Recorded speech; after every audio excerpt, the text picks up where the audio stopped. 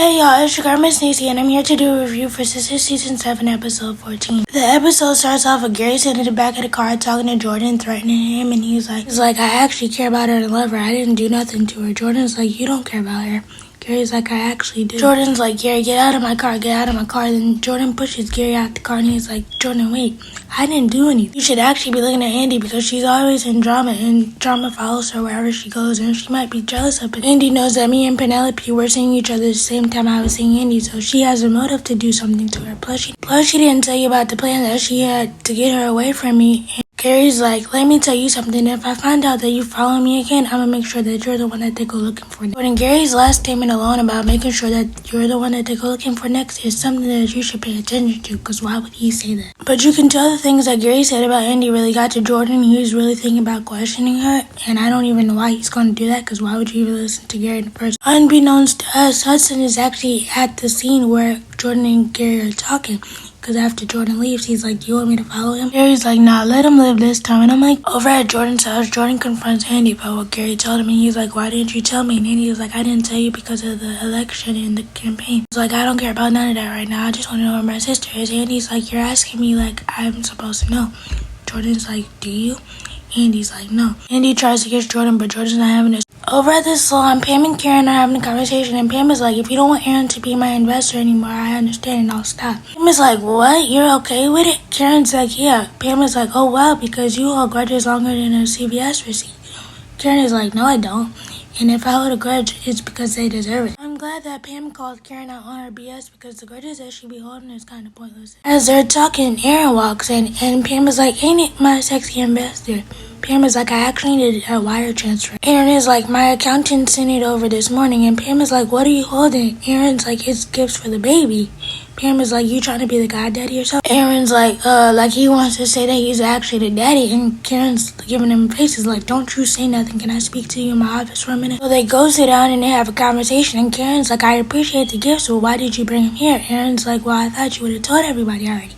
Karen's like, well, I did. Aaron's like, I got you a birthing class as well, because you need to know all this stuff about what it's like to have a baby and the postpartum and the breastfeeding and all this other stuff. Karen's like, isn't that what Google's for? And I'm like, Karen, if this was Zach doing all this, he wouldn't have this reaction. So you need to stop treating Aaron like this. And as they're talking, Pam walks in and she hears Aaron say, well, I'm glad to be the father. And Pam is like, what? Karen's like, yeah, it's true, but don't be out here running your mouth. Over at the bank, Sabrina and Maurice are having a conversation, and Maurice asks her, has she found a sperm yet? And Sabrina's like, no. Maurice is like, well, I could be your sperm donor, and we're gonna name the baby Mauricio Dakota Hollins. Sabrina's like, no thank you. Over at the airport, Tony comes to apologize to Danny, and he gives her a rose, and he's like, I'm sorry I overreacted, and I'm sorry that I expected you to have your couch child-proofed. And Danny's like, so you're not really here to apologize, you're here. This is when Danny tells him, I hope you find a woman that will drop everything that you want them to do last minute so that they can watch your kid. And Tony's like, I actually wanted to talk about this more privately, so I'll be in my office if you want to talk. Over at the law firm, Andy walks in on Fatima meditating, and she sits down and she asks Fatima, did Zach do something? Fatima's like, no, it's work. I'm getting my first grade back from law school today, and I'm scared to look at it because I'm still trying to adjust to this new life, and I don't really have time for myself because when I get home, I gotta take care of Michael, and it's a lot. This is when she gets a notification from the law school, and her and Andy look at it together, and she says it's a D. Tell that the note that the professor left Fatima really got to her, because the note said, I expected more out of you, Miss Wilson. Fatima's really upset about her grade, and this is when Hayden walks in, and he makes a smart comment, and Fatima's like, it's not the time right now, I need to punch him back, and you're the right person. Over in Hayden's office, Hayden calls Tamara to check on her, see how she's doing, and Tamara's like, I'm doing good, I was actually doing some shopping online. Hayden's like, with your credit card, right? Tamara's like, of course. That's when Hayden hears a male voice in the background, and turns out it's Gary, and Gary's like, can we wrap this up? Hayden's like, what was that? Tamara's like, I was just watching TV. Tamara's like, do you want me to make you dinner? Hayden's like, no, because I'm going to work late tonight. Tamara hangs up the phone with Gary, and she's upset, and she's like, why would you do that? Gary's like, well, I did that because I didn't want to sit here and watch you talk to Hayden while I'm sitting here. Gary's like, I don't know why you're trying to captain with y'all fake relationship. Tamara's like, nothing about our relationship is fake. Gary's like, oh, really? So why am I about to F you in his bedroom? Tamara's like, no, you're not. I told you we can't do that. Have some respect. Gary's like, respect? You don't even respect yourself. Gary's like, you're the one who invited me over, so let's go. And what does Tamara do? She gets up and she goes upstairs. Hayden doesn't deserve the way that he's being treated, and I feel really bad for him. But somebody called Drew Hill and Uncle Sam and tell them that they should be expecting platinum records because Hayden is definitely about to play. I don't ever want to see you again in my bed. Back over at Jordan's house, he's having a conversation with Ethan. Ethan is the guy that Hudson hired to help them take Jordan's campaign down. As they're talking, Jordan's like, well, I need you to get some information on this guy named Hudson, and I also need you to get some information on Andy Barnes.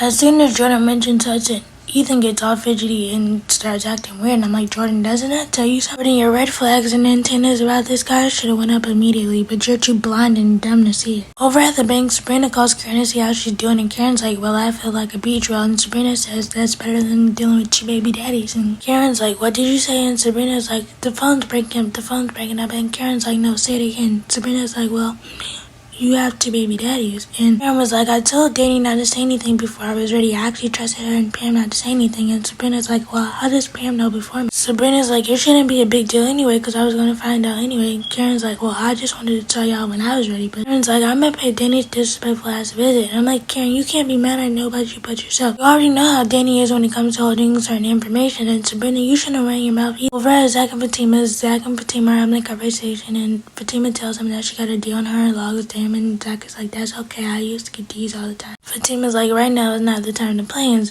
Fatima's like, well, I never get any time for myself, so that's partially why I'm failing when I come home from work. I have to make sure he takes a bath and make sure he has his meds. And Fatima's like, that's a lot on me. And Zach is like, well, I can help you. And as they're talking, Fatima looks down and she realizes that her $5,000 purse is ruined. Zach looks at Michael and he asks Michael, did he do it? And of course Michael says no, and Fatima's already stressed out, so she goes upstairs and she's like, Zach, don't follow me. Over at Danny's, we see Danny having a virtual therapy session with Carisha, and this is when Karen walks in the door and she's needing to talk, and Danny's like, hello Karen, how are you, Karen?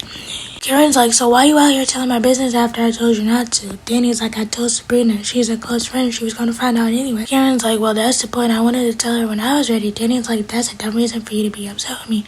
Karen's like, not only did you tell my business, but you forced Zach to get a deal. Karen, Zach is a grown man who can make his own decisions. Danny gave him some advice and he took it. You can't help the way he... Karen's like, I don't know how we got here, but our friendship has changed, and I think it's because you changed. Karen, I wish you would stop saying that you and Danny had a friendship, because you did. You just tolerated her, and that's when Danny says something, Karen says something back, and then Karen's like, well, I won't be in just a circle from Fatima and Angela meet up at the bar because Fatima's explaining the new stresses in her life and how she goes from one job to another because she has to take care of Michael. Just like, so you basically get no time to yourself. I understand that you love Zach and all, but you need to put yourself first too. For once, Angela gave Fatima some sound advice, and Angela's like, well, you need to hire an Andy. Fatima's like, I'm not doing it. It was like, look, I have a friend who owns a nanny service, and I'll tell her that you want a old lady as a nanny. Fatima's like, okay. Over at Hayden's house, Hayden and Tamara are having a conversation, and Hayden's already suspicious of Tamara because of what he heard earlier. Tamara starts to kiss all on him, and he was like, what's that smell? It smells very woodsy and masculine. And Tamara's like, it's my new perfume. Tamara's like, it's unisex, and Hayden's like, well, that smells very manly. And that's when Tamara starts kissing on him. He notices that she's trying to hide her phone, and he's like, why are you trying to hide stuff from me? Tamara's like, I'm not.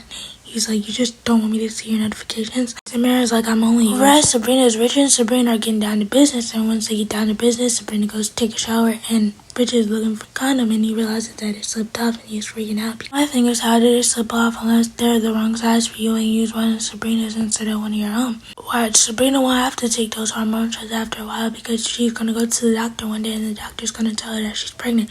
And Sabrina's gonna be like that. Back over at this salon, Karen calls Sabrina and Pam over to talk, and they're like, what are we doing here this early in the morning? And Sabrina's like, Karen's like, I called you here because I wanted to talk to you about something. Pam is like, you want to tell about the two baby daddies? Sabrina's like, well, I already know because I'm her friend. Sabrina's like, since you forgive me, why can't you forgive Danny? And Karen's like, I'm not doing that right now, but I called you here to see if y'all wanted to plan my baby shower. And of course, the girls are really excited. My thing is, how is Annie gonna feel when she finds out that you asked Sabrina and Pam and not her, and she's your closest friend out the whole friends? Tamara tries to call Gary to tell him good morning, and Gary's like, I don't know what you're doing. This ain't that. You're just strictly sex. And Tamara's like, well, I was starting to feel you. Gary was like, well, you shouldn't because you're not even my type. You see the type of people I deal with? Why would you even think that you're my type? And so that Tamara was really hurt because she's starting to catch feelings for Gary. And I'm like, Tamara, you thought the grass was green on the other side. Turns out that it's not. Now you're the one that's left hurt. That's what you get for having an affair with your husband's friend. Tamara doesn't take too kindly to what Gary says, so when she gets off the phone with Gary, she's like, one click of a button in an edit. I could ruin your life. So I don't know what she's gonna do with that recording, but she needs to do something. But at Jordan's house, the guys are meeting up, and Ethan's there, and Rich is like, he got you working like you Donald Trump's lawyer or something. But the guys are there, and they're all talking about the stuff that's going on in their lives, and Rich tells the guys that he thinks that Sabrina's trapping him, and because the condom fell off while they was getting down to business. And Tony and Jordan are like, she doesn't seem like that type of person. She seems very honest. And Tony tells the guys about what happened with Danny, and they're like, Tony and Jordan are like, oh, you gotta fix that. And the next thing you know, Jordan does the most stupidest thing he could ever do. He asks Ethan, could he watch the house while him and the guys are gone? You don't know this man from a can of paint, but you trust him with your house. And when you ask him about Hudson, he started acting weird, and you're gonna leave him in your house. Make that make sense for me. And as soon as the guys leave the house, Ethan calls Hudson. He's like, did you do it yet? Hudson's like, no, I don't know how to. Hudson's like, so you never bugged the house before?